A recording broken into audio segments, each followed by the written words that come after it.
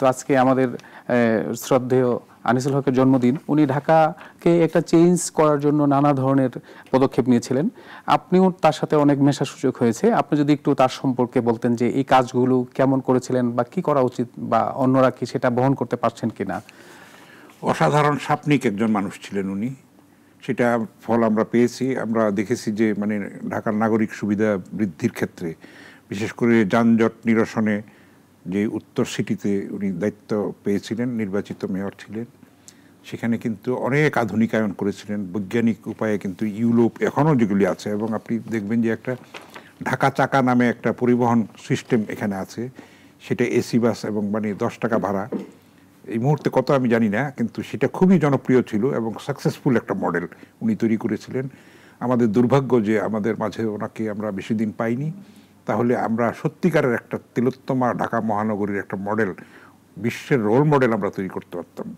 কিন্তু খুবই দুর্ভাগ্য যে তার মতো একজন সফল উদ্যমী স্বাপ্নিক এবং আমি বলবো কি মানে আস্থা এবং মানে একটা সত্যিকারের মহানগরী গড়ে তোলার যে রূপকার আর কি উনি, সেটা কিন্তু উনি অনেকখানি সফল হয়েছিলেন। আমি এটাও জানি যে অধ্যাপক আবদুল্লাহ আবু সাইদের সঙ্গে কিন্তু শিল্পীদের কল্যাণে উনি একটা উদ্যোগ নিয়েছিলেন, সেটাও ওনার মৃত্যুর ফলে এটা মাঝপথে থেমে যায়।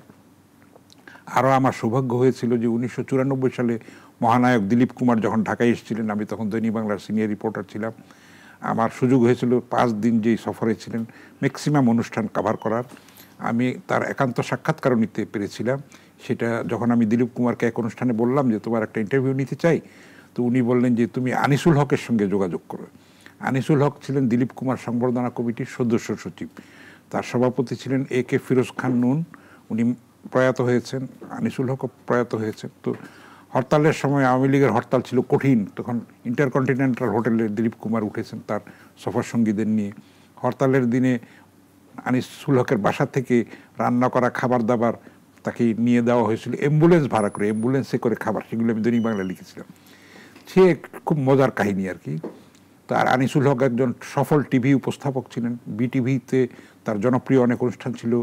এখন বলে একটা অনুষ্ঠান ছিল, না বলা কথা, বলা না বলা ছিল, সেটা খুবই জনপ্রিয় ছিল। উনি অনেক স্মার্ট ছিলেন এবং তার সুললিত বাচনভঙ্গি, তার শব্দ চয়ন, উপস্থাপনার শৈলী অসাধারণ ছিল। আমরা এখন নতুন প্রজন্মের কিন্তু তার কাছ থেকে অনেক শিক্ষণীয় আছে।